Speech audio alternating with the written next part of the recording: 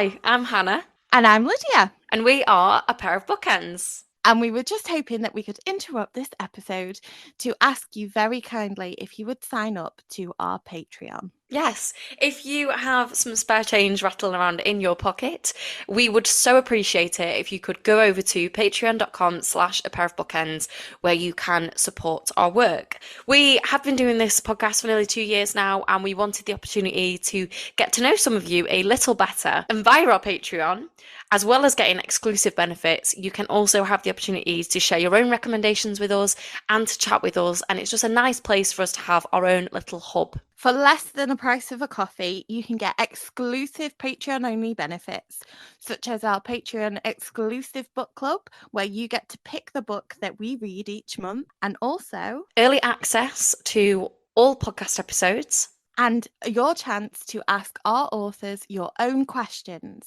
So please do, if you can, sign up to our Patreon via patreon.com/a pair of bookends and support our work. We would appreciate it more than you can imagine, and it helps us hugely to bring you all the extra special stuff. So come and officially become a bookend.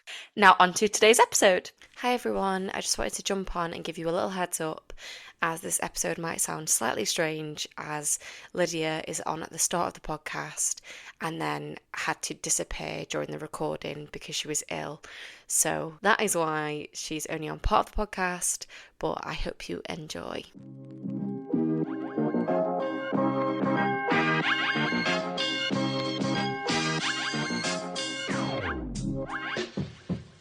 Welcome to A Pair of Bookends, the book club you can carry anywhere. We are your hosts and hopefully your new bookish pals. I'm Hannah MacDonald. And I'm Lydia Clare. Welcome to another episode in our debut Spotlight series, where we shine a light on the freshest authors and their work. Today we shine a light on Sparks of Bright Matter, a spellbinding and unputdownable tale about spirit and matter, love and lust, and reality and magic. Leeanne Donnell is a writer and podcaster based in West Cork. She began her storytelling career working in radio with RTE and BBC and has made a number of award-winning documentaries, including The Ladies of Llangollen, about two Irish aristocrats who ran away together in the 18th century, and Diving and Falling, about dancer and artist Lucia Joyce. Leeanne produces and presents the podcast Into the Mythic, Ancient Irish Stories for Modern Times.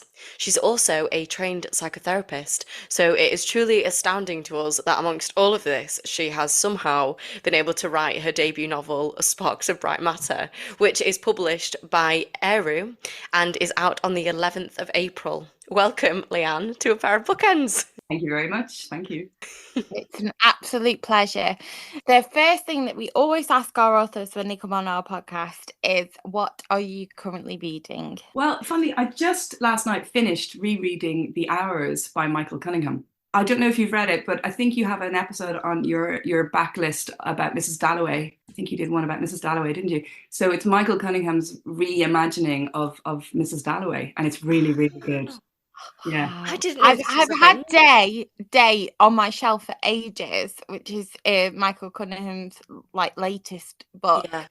And I've been meaning to get to it because apparently it's amazing. Yeah, it sounds really good, but I'm very intrigued now that there's a reimagining of Mrs. Dalloway, because I didn't get on very well with Mrs. Dalloway, and it's controversial, but I got too lost in it. I don't know how she managed to jump from one character's brain to the next within a sentence, and I just, got completely lost. Yeah, I mean, I do like Mrs. Dalloway, and I feel a bit guilty admitting this. I think I prefer The Hours. So I've reread it a few times. He reimagines it with three women, one in the 1950s, one in what is current day New York, but he wrote it in the 1990s, so it's 1990s New York, and Virginia Woolf herself. And he weaves the three stories through. Wow. And the woman in 21st century New York is Clarissa. So she's not. It's really, really good, and there's a really good movie as well of it. Oh, okay.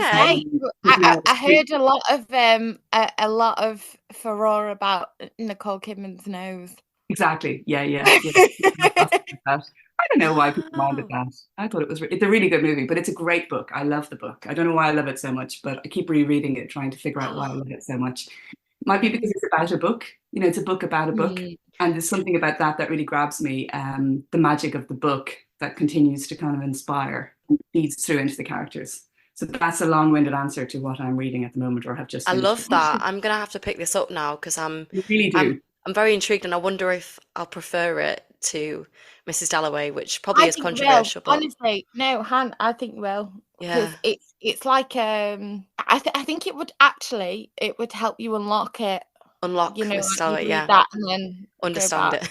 Yeah. it. Did Maybe you I'm like Mrs. just Dalloway then, Lydia? I Did you? loved yeah. Yeah. Yeah, I loved it. But I'm very much a fan of like absurdist theatre, stream of consciousness, like things that don't make sense, like all of this stuff. Whereas Hannah is very much a reader that likes a beginning, middle, end, so I can totally understand why she struggled with it, because for me, I was like, yeah, it's fine. I'm in someone else's head. And Hannah's like, why?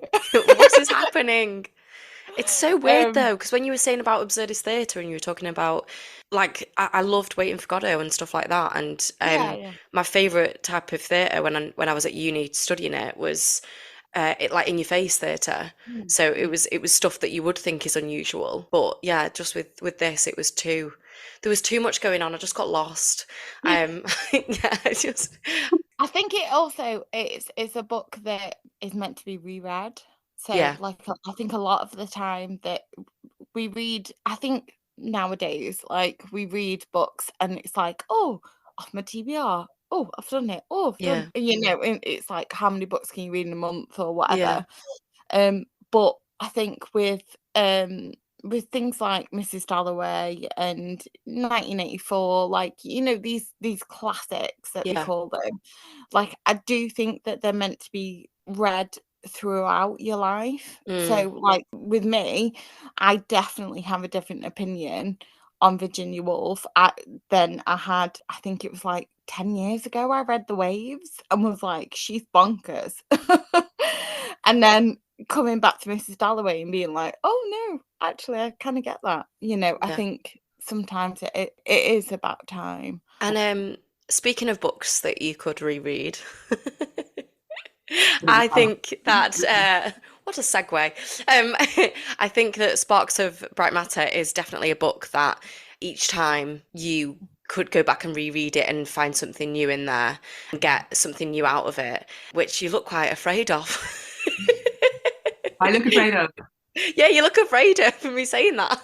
No, I'm not actually. I'm really glad you said it because I feel like that's true. I think you're 100% right. And I think that was kind of the way it was written. And Hmm. I'm quite interested even in what Lydia was saying about certain books you sort of need to reread. Hmm. I feel like I'm sort of out of fashion in that regard because that's the way I wrote it. And maybe that's the way I read. And Yeah. even mentioning The Hours by Michael Cunningham, I have reread it sort of 4 times, and it's not as dense as Mrs. Dalloway, but it just gets kind of better, or you just get another layer of the onion. It's Mm. written with real care and craftsmanship, so it's not just about the story, it's about the language. Yeah. And the language reveals a bit more every time. Hmm. And as Lydia says, it reveals something different depending on where you're at in your life. So it's Totally. like these different kinds of books, and there's books that really work well when you just sit down and you get completely engrossed and you read them once and that's it.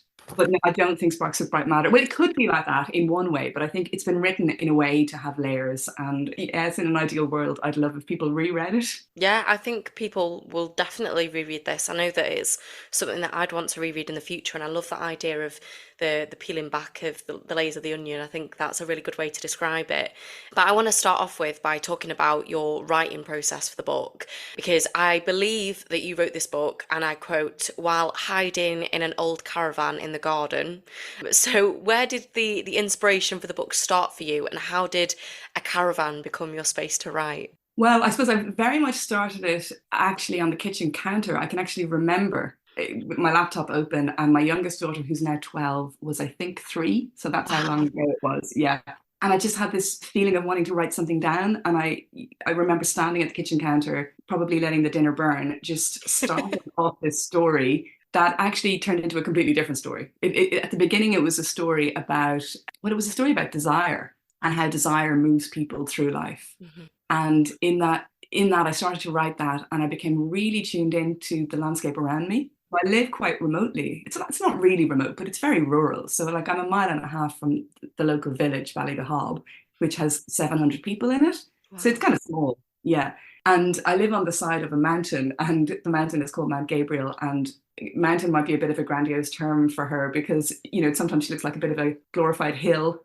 Um, it's not a massive mountain, it's a small mountain, but it's quite a magical place. It's just a magical place. And I have had this sense here that there are kind of stories in the landscape, and there's kind of stories in the ether, maybe. Mm. It's a place, I don't know if you've ever heard the term place where the veil grows thin. It's an idea in Irish folklore that there are places where the veil between the worlds is thin, I so that love that. the other world can penetrate, and sometimes you can see through into the other world. And this is a place like that. So that's what fundamentally inspired the story, because I started thinking about alchemy, and I started thinking about the copper mines up on the mountain that are 3,000 years old. Oh my gosh. I know. So back before, I don't know, before there were any real road networks, there was an exchange between Cornwall and West Cork of tin and copper, where they made brass and exported it all around Europe. And you can find copper in artifacts in Rome that was made of copper that came out of this little mountain on the southwest coast of Ireland. So that got me really interested, and I just kind of wanted to know more about the psychology behind wanting to dig big holes in a mountain to get bright stuff out. And that's maybe where the idea of the sparks of bright matter came from. And I sort of played with it for a while, and at a certain point realized that if I didn't give it proper focus and time, I would regret it on my deathbed. Like I remember thinking, if I don't do this, I will be lying on my deathbed thinking, why didn't I do this? I will regret it. And there were so many reasons not to do it. I mean, I had like children hanging out of my legs. I had cats, dogs, vegetables I was supposed to be growing, job I was supposed to be doing, millions of things I should have been doing instead of trying to find the space to write. Because it's really difficult at the beginning, because you have to take a massive leap of faith in yourself, because it could turn out to be nothing. So you spend all these hours and hours and hours doing something that's of no value to anyone. So the leap was actually getting the caravan, because it was the bit where I didn't have to write it on the kitchen counter. It was a little bit of space away from all the other things that were trying to pull my attention. So it's just over there. It's not very far away at all, but it's just far enough away so that I wasn't quite so consumed by the other responsibilities. So I used to sit in there, and there's also no internet. The internet doesn't go far enough. So that's really good.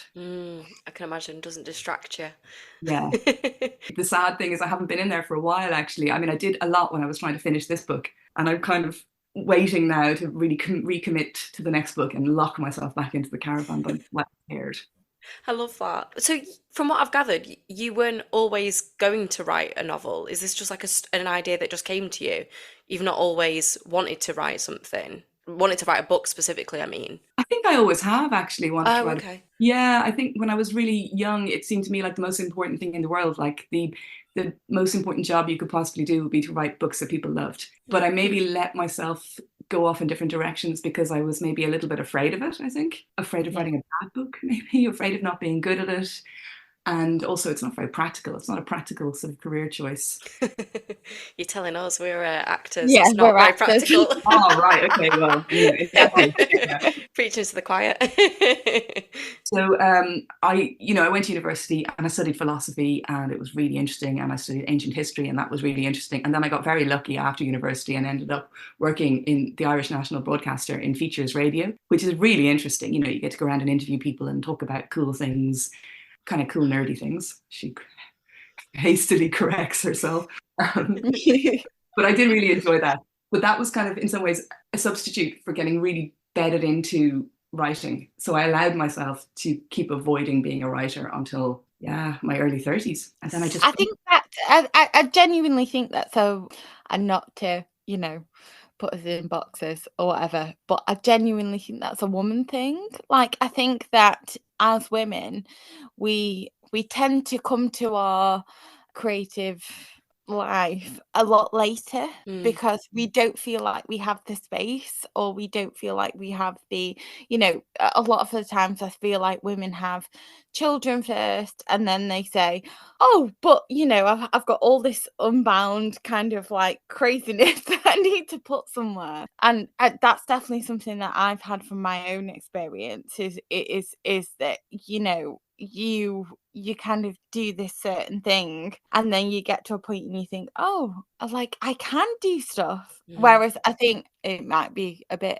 disingenuous, but I think that men maybe feel that a little bit earlier than we do. It seems to be quite a different process, all right. I mean, there's Yeah. something about that domestic maternal experience that drives you slightly crazy, and then the outcome is either that you, I don't know, maybe it was a kick against it at some level, but it's also a very creative thing, having children, having a home. But it woke up something in me, actually. It woke up a determination, maybe. Maybe that's it. Maybe more determined. Yeah, 100%. And I think that's something that I felt with in my life when I had children, and because I had children quite early, so I mean early, but 26. And you look at your life and you think, oh, I want to build this person to be the best that they can be and do this and do this and whatever. But when you turn that around on yourself, you think, well, actually, I want to do this and do this and do this. And by the time that she's 30, I want her to have achieved these things. And yeah, it's definitely a 100% a gender thing. And it's very interesting to me, that subject. I feel like we've been speaking about it a lot recently. Weirdly, the theme has just been coming up quite often. And I think like I've just turned 29, just in January I turned 29, and I've kind of hit the point now where I'm like, oh, like I've started thinking about the fact that I want children, but it's also a terrifying thought because it's like, well, my acting career is so important to me and I want to write more as well, and how am I going to make that work? So I think it's always really nice to hear from other people that have managed to live a creative life and have their creative career whilst also being a mother as well. Like it's kind of reassuring to me because I'm so afraid of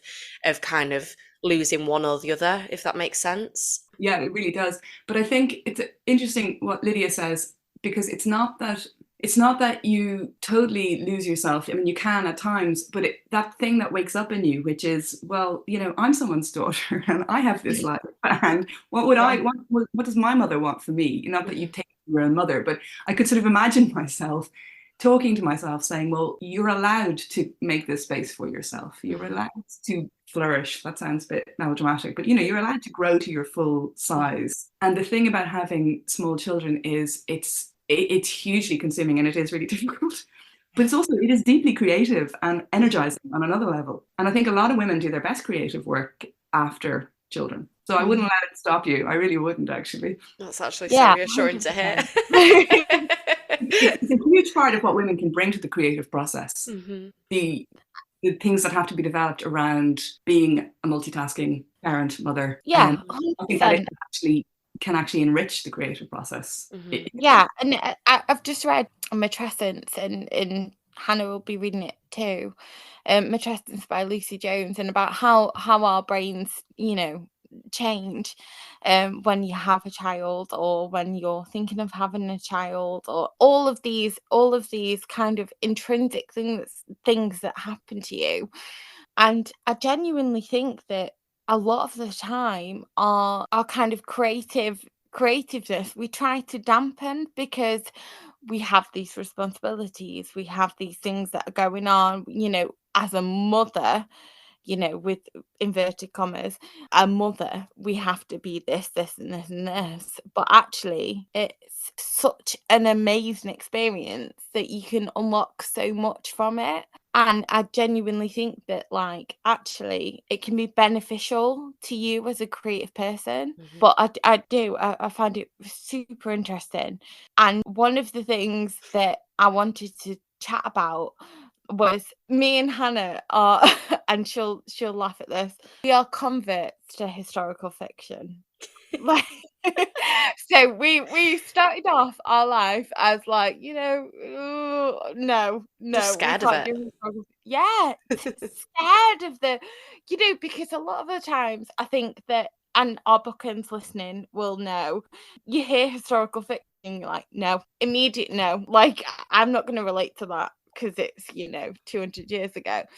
But I loved the way that you transported us to the time period in which you were writing. Can you tell us a little bit more about how you curated that, how you researched that, because it felt to me, it felt very contemporary, if that Yeah. makes sense. It just felt like we were just going with you. So can you tell us a little bit more about that? Well, that's really nice to hear, actually, because I think that's exactly what I wanted to do. It's something about, I think one of the reasons I wrote my first book as historical fiction is because I experienced thinking about the past a little bit like traveling.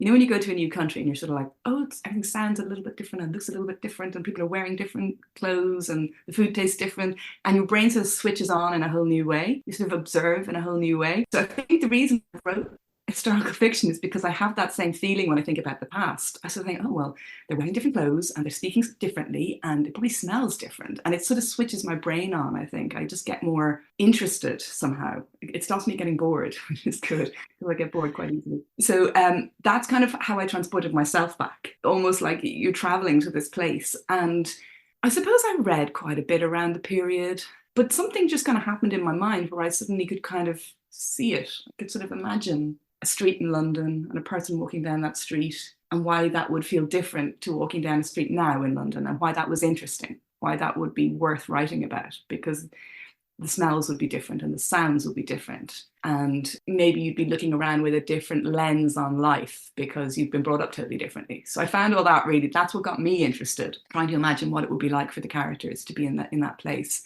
I mean, so yeah, I did quite a bit of research. I read around about the time. I read quite a bit about alchemy, and I've forgotten about 90% of it now. That was kind of fun. The idea of trying to imagine myself into a world of elaborate apparatus and little explosions and steam and smoke. But there's something about London, I think, the way it's been written about in fiction, 18th century London with like people like Dickens, that you feel like you have a sort of reserve of images in the back of your mind anyway about 18th century London. You can kind of see the coaches running along through the mud, and at least I could anyway, the fog creeping up from the river, and everything's a little bit eerie and nobody's quite trustworthy and everyone's after something. So that was what brought me back into it. But the book is set between 18th century London and West Cork. And we do, I hope this isn't a spoiler, but we do spend a very short period of time in Paris as well. Was London always going to feature? Because obviously West Cork is somewhere that you're based right now. And you were saying before about how like magical it felt to you living there. So I'm guessing that kind of came first, or was it London that came first? I think West Cork came first, but London came fast behind. Because I lived in London, because I spent a year and a half living in London after I met my partner, my now wife. I moved over, and I worked for a while with the BBC, and I found London a very alive kind of place. A very, like, it feels like a person. London. It's got a strong sense of its character. And I remember reading, I don't know, do you know Peter Ackroyd's History of London? But it's a big thick tome. And actually my partner gave it to me when I arrived over as a sort of a welcoming present. That's how much she knows me. Welcome to London. Here's a big thick book about the history of London. But it's a really good book. And it starts off talking about, I think it's a mammoth and a saber-toothed tiger that were unearthed somewhere like around Trafalgar Square, somewhere when they were digging out a tube. And he starts off talking about all these layers underneath. And it just really grabbed me, this idea of the London that you see, and then every layer, as you dig down, is another layer back in the past that was absolutely real to the people who lived it at the time, all the way back down to the mammoths and the saber-toothed tigers. And that got me really interested in the history of London and what it might have been like to inhabit those different time layers. I love that so much. And I wanted to ask about Peter Wolf because he's the protagonist of your story. And I believe that Peter is based on a real person. So do you want to tell us a little bit about Peter and who he is and the inspiration behind him? Yeah, so what happened was I was standing here in West Cork thinking about the copper mines on the mountain, and I started thinking about alchemy. For some reason, the word alchemy just came into my mind, and I thought I'd go off and research Irish alchemists, because I don't think I've ever heard of an Irish alchemist.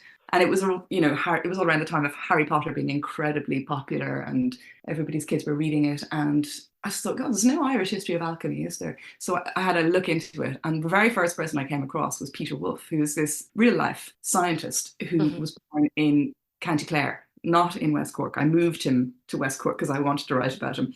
But he was born in County Clare in the further west, West Ireland. And there's only a few things known about his biography. And those little tidbits were really interesting. So one was that he lived in these incredibly cluttered rooms in Barnard's Inn in Holborn. So he had left Ireland and he trained in Europe. He had an uncle in Paris, he had family in Spain. And at the time, Irish Catholics went to Europe. The sort of the middle class Irish Catholics, the ones who wanted to have an education or a profession, couldn't have it in Ireland. So they went to places like Spain, not so much Italy, but Spain and France and Austria, because they were the other Catholic countries. Mm-hmm. So he was one of these kind of emigres, I suppose you'd say. Whole families went abroad. But he ended up in London, obviously, and he ended up in these incredibly cluttered rooms. And somebody wrote after he died that they'd gone to visit him, and the rooms were so cluttered, they'd put down their hat, and then they went to leave, and they couldn't find their hat. There was no finding the hat. The place was so full of stuff that 15 minutes after he put his hat down, he couldn't find it again. I thought, oh God, that's interesting. That's just like, imagine living in that level of clutter. What must be going on in his mind, in his alchemical searches, that his room is that cluttered? And then the other little bit of information was that after he died, his apparatus was auctioned off, and they found little notes tied onto his instruments. And they were little notes to the angels asking for help in his chemical processes. And again, I just thought that was fascinating because he was a respected scientist. He was an accomplished and respected man of reason, man of science. He was a member of the Royal Society. He performed a few very important experiments and wrote them up.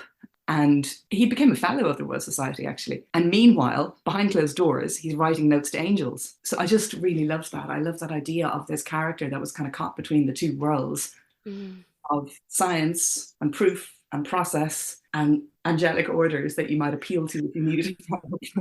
So that's what started my interest in him. And I didn't know an awful lot more about him. There was one other really interesting little piece of information, which is that when he got sick, and he trained as a physician, so again, he had like knowledge, skills, education. When he was older and he got sick, he used to get the coach from London to Edinburgh and then get on the next coach back. Now, the coach from London to Edinburgh, I think I looked it up at the time, and I think it was 36 hours, the return journey. Oh my Yeah. gosh. I mean, if you can imagine it, you're on like, wheels going around and a horse pulling your wheels. There's probably more than one horse. So that was his idea of how to cure himself when he got like the flu or something. He got on the stagecoach and went all the way up to Edinburgh, then got on the returning one and came all the way back. And he was convinced that made him better. I'm sure maybe it did. But again, I just thought this juxtaposition of this really intelligent, capable man with these kind of slightly crazy notions, I just found it really interesting. So that's why he sort of became the protagonist. That's so interesting. I always find it fascinating when, like you said, like he's a man of science and a man of reason. So the fact that he was interested in all of these sort of like magical, I don't know what the word is, like, Alternative. yeah, the fact that he's interested in those sort of things, it's always like, well, why? Like, where does that interest come from? It's fascinating to me. Now, this was like a good time to ask about your interest, which I know is in Irish mythology, which is obviously a slightly different topic, but it's a huge part of the book. But where did that interest begin for you?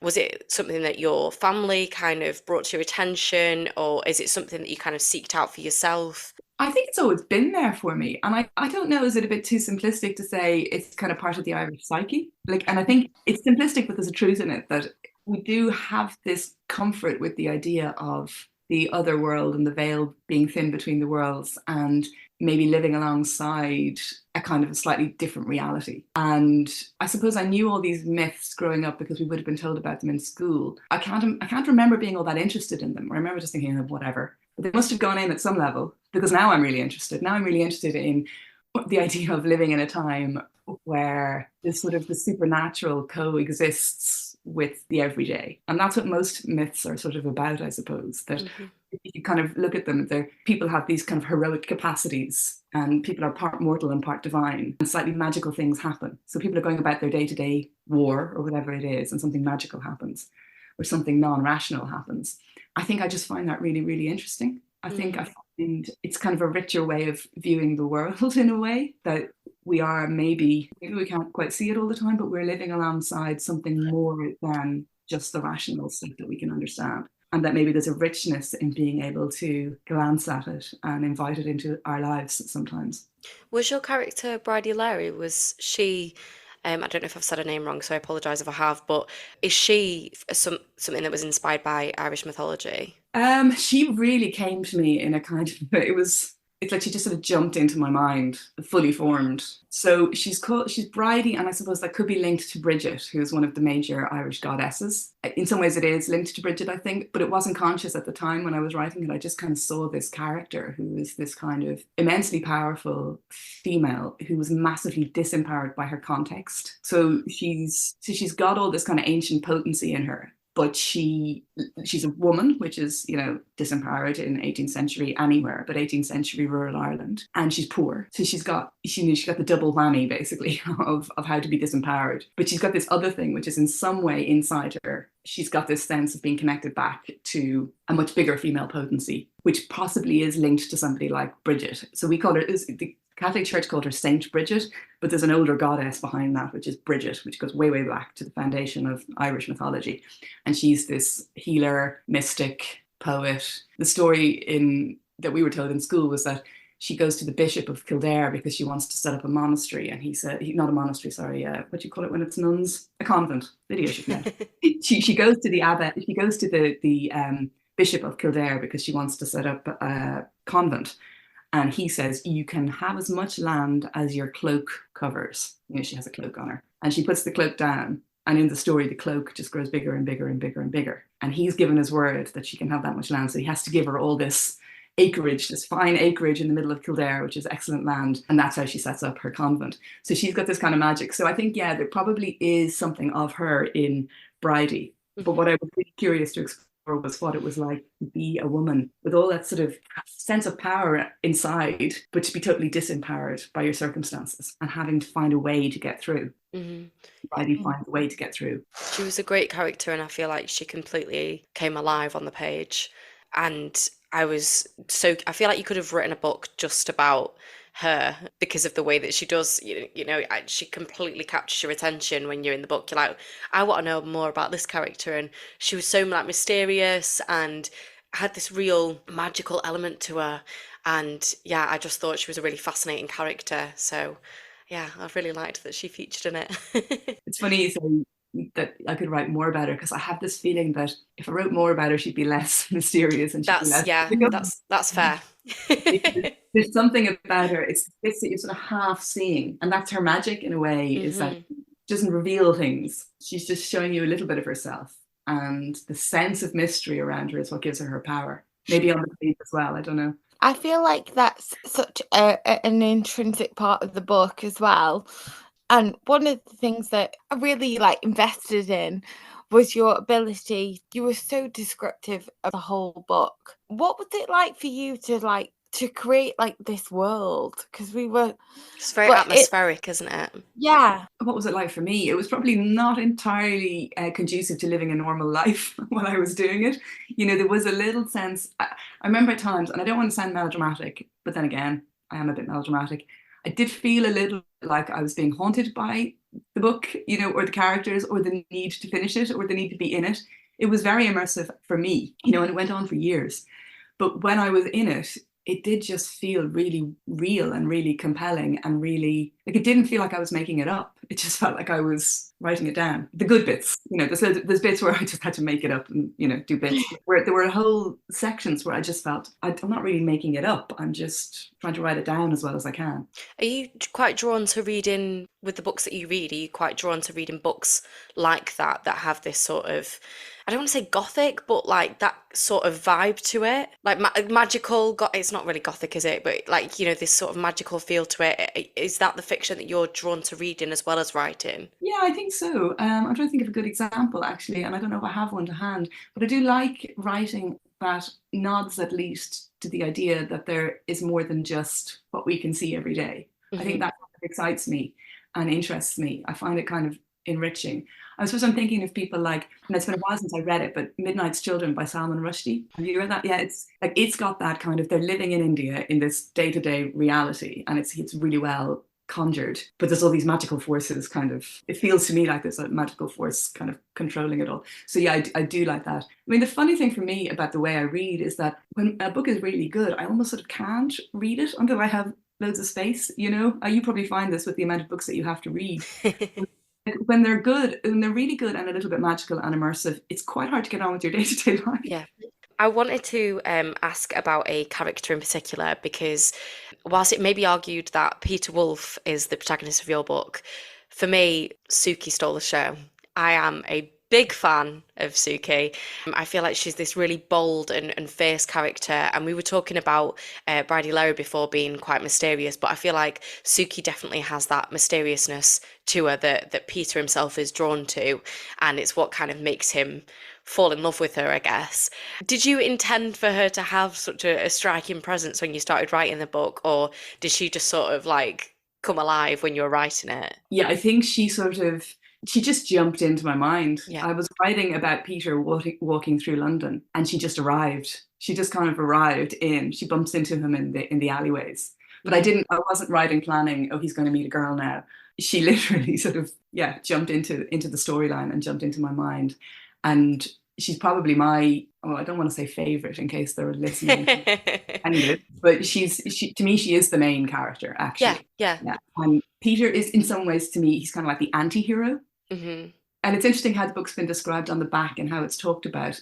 And he is the protagonist, but he's kind of the anti-hero, because to me, he's sometimes a bit of an idiot who's kind of missing the point constantly Hmm. and searching desperately, but not really looking in the right places. Whereas Suki kind of all the time knows what way she's going. She knows what she's up to, sort of. Yeah. She's got sort of a wisdom to her that he really doesn't have. Yeah, she's very like strong-willed, and I have to be really careful with the way I speak about her because I don't want to give any spoilers. But I think she'll follow where her mind takes her, if that makes any sense. You know, she's not sort of, she doesn't kind of feel bound to anybody. So she'll kind of go into enter sort of like a relationship sort of dynamic with somebody. And then when she feels that time's up, she'll kind of go, right, that's that done now, and then let her life kind of lead her in a new direction. And I really respected that about her, that she wasn't kind of allowing herself to be tied to anything. But I feel like that is the life that she's kind of built for herself. She's needed to protect herself and keep herself safe. And that's just how she's found the way to do it. So yeah, I thought she was a really great character. And I was also really interested, and I don't know if you'll allow me to keep this in the podcast, so I will be careful about how I word it, but she has a relationship. Can I say this? She has a relationship with a woman, and I'm not going to say who, but this relationship, I just felt totally wrapped up in that, like wrapped up in reading about that. And I think the interesting thing about that, because when I've read up on your book online, it talks about like unconventional portrayals of love and desire, and like to us living in the contemporary time, like it's not unconventional for women to love women, like it's just not. But I guess in historical fiction it kind of is an unconventional thing. Although I've spoke to my friend who's a writer, Emma Hines. She writes queer characters in her historical fiction, and she always says when people ask her about it that LGBTQ people have always existed. They've just always found a way to live and to be. And I wondered, did you always want that relationship to be represented on the page? Was that important to you? I suppose in theory it's important to me, but that wasn't really why I wrote it in that way. Again, it just kind of happened. That's what the character, that's what happened between the characters, and that's where the energy was. And I suppose as a gay woman, that came very naturally to me, the idea of imagining female desire in that way. I think maybe the unconventional note might be a little bit about what you mentioned earlier, which is the fact that it doesn't all get wrapped up neatly. She doesn't just none of the characters fall it. Well, am I giving stuff away now? But there's kind of, not to be disappointing readers, and there is this kind of desire to like leave your reader happy and try to pick up with them. But when I was maybe describing it as unconventional, it's that the way you describe Suki, who is this kind of slightly wild creature, like there's a wildness to her. She's not a cruelty, but like she's sort of outside of the conventional bonds of society, maybe, where you do one thing and then you do the next thing. So she's been living underneath that, through that, beside that, on the edges of society. And she brings the same attitude to her love affairs. So maybe very early on, Peter falls desperately in love with her. Like he's just completely obsessed. And she's not really all that interested or that concerned. It doesn't really impact on her. Yeah. So it's not this kind of conventional, he falls in love, he wins her over, they walk off into the sunset. She comes into his life, he loses his heart to her, and then she kind of just moves sideways. And then this next thing happens. And again, it doesn't wrap up, I don't want to give it too much away, but it doesn't wrap up as you might expect it to. Yes. Yeah. So in the sense that the portrayals are unconventional, it's not just that they're LGBTQ, it's that they are not within the model of you find one person, Yes. pursue them, you go through various challenges, and then you end up together. Yes. And that's the end of the story. Yeah. And a different story I was trying to write. And just to say about Suki, it's lovely to hear you talking about her because she's so dear to my heart. And it's so lovely that you got a sense of her that is actually so close to my own sense of her. The way you describe it's really how I feel about her. And it might be interesting for you to know that one feeling I had about her when I was writing her was, what if in some way she was from this much, much earlier time? It's not, she's born in this time. But what if her nature and her makeup and her psychology actually belongs to something like 10,000 years ago? Yeah. One of the earlier layers of history where she would have been a hunter-gatherer. Yeah. But she finds herself in this incredibly urban situation of 18th century London. And she has to find her way through this unnatural environment, almost like a wild animal in a zoo, maybe, while being at heart and in spirit somebody who would actually just be walking through the forest and would be having different kind of relationships and would have a different social network and would have different values. Yeah, I think she's such a great character, and I think it's because you play with not only the reader's perception, but like the historical perceptions of women and sort of gender roles. And I think it was really great to read about her relationship and about her sort of role in society. I don't think it's much of a spoiler. Well, I don't know if you'll allow me to say this, but she is a sex worker. And I think that's okay, that's fine to say, good. But I think, it's playing with what that job means to people then and what it means to people now, and, sort of smashing stereotypes in a sense, because she is such a brilliant character. Like, yeah, I couldn't get enough of her. I absolutely loved her. And I think, when I was saying before about Bradley Larry could have had a book, like I would have read a book all about Suki. I probably have another 20,000 words somewhere that I can send you. If your book was to be adapted, I love asking this question. If your book was to be adapted, is there anybody that you could see playing Suki or Peter? Well, yeah, I started it 10 years ago and I remember thinking, like, the young Peter could be Timothée Chalamet. He's got that yes! intense face, and he's getting maybe a little bit old for it now, which is what happens by the time you finish the book. And the Irish actor Saoirse Ronan, she has this kind of elfin face. I could see her as Suki, though actually I think she's quite tall and Suki is quite small. But I'm sure they could do something about that. That kind of very fine-featured, slightly elfin person is how I imagine. Yeah, she's gorgeous. She's a wonderful actor. Yeah, but now, unfortunately, because writing a book takes so long, getting published takes so long, she might not be the right age bracket anymore. Yeah, that's fair. But I think she would be a good choice, regardless. Yeah, 100%. So I kind of want to finish off by asking a question that Lydia usually asks, which is, what are your literary influences? Well, I wish Lydia was here for this. I shouldn't really say that, because behind that's Virginia Woolf. Yes.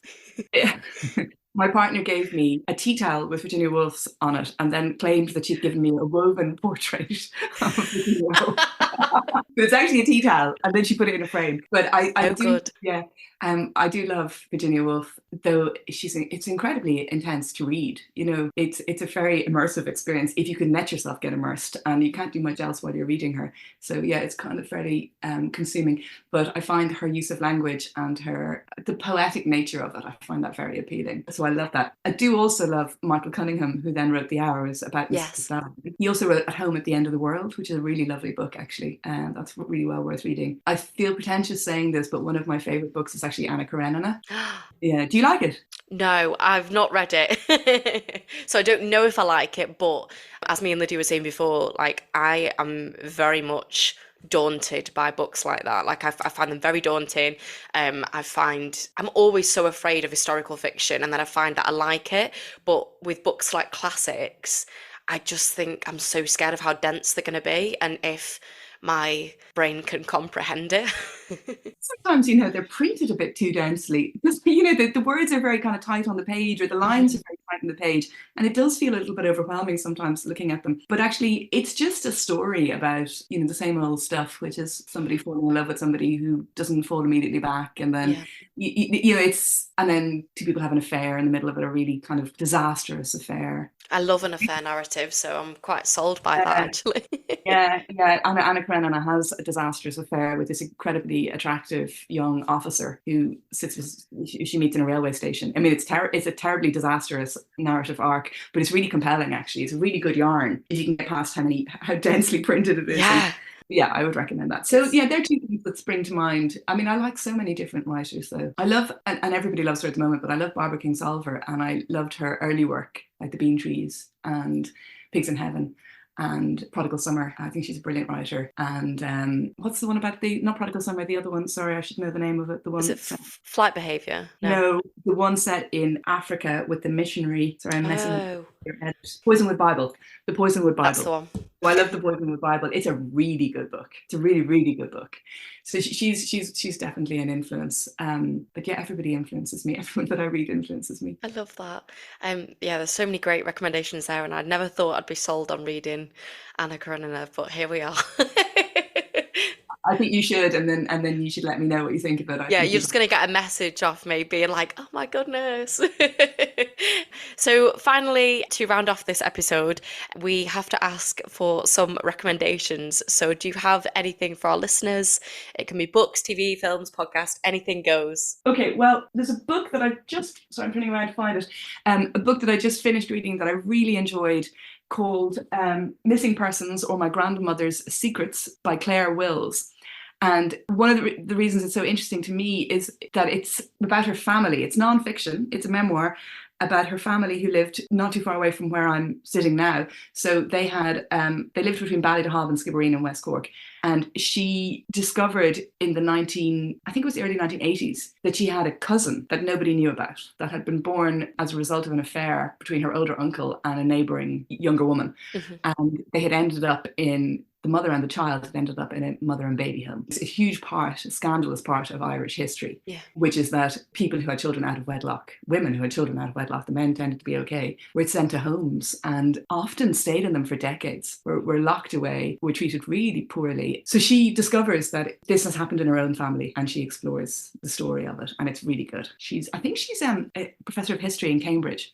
Wow. She writes in this really accessible way, and it's a really moving story about somebody who's a little bit outside of it because she grew up in England, looking back in and trying to understand how this could all have happened. How could people have let this happen? And so recently as well. Yeah, it is a really scandalous part of Irish history, like you're right. And I think Claire Keegan's book, Small Things Like These, I think that touched on it. It doesn't go too far into it, but it definitely explores that. And I remember being really moved by that book. So it's definitely something that I'd be interested in reading, I think.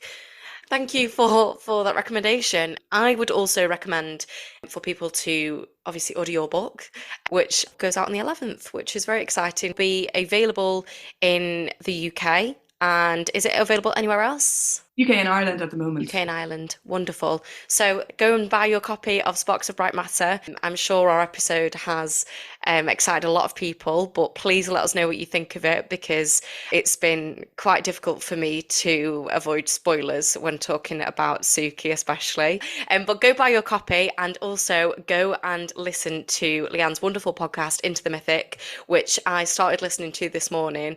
And it is a good podcast that's going to come in very handy on walks. Your voice is so gorgeous. I was listening to it this morning and it's just completely relaxing to listen to. And there's loads of really interesting stuff in there about Irish mythology and Irish history and things. So I would really recommend listening to that. Leanne, where can our listeners find you on social media? I'm on Instagram, Donnell Leo, and that's about it at the moment, I'm afraid. Wonderful. Leanne, thank you so much for joining us on A Pair of Bookends today. It's been wonderful chatting to you, even though Lydia's had to go off and be sick. Thank you so much for coming on. Thank you so much for having me. It's been really lovely to talk to you. Thank you. And for our listeners, please go and follow Leanne. Go buy the book. And if you want to give us a follow, you can do so at A Pair of Bookends Pod on Instagram and at A Pair of Bookends on Twitter and TikTok.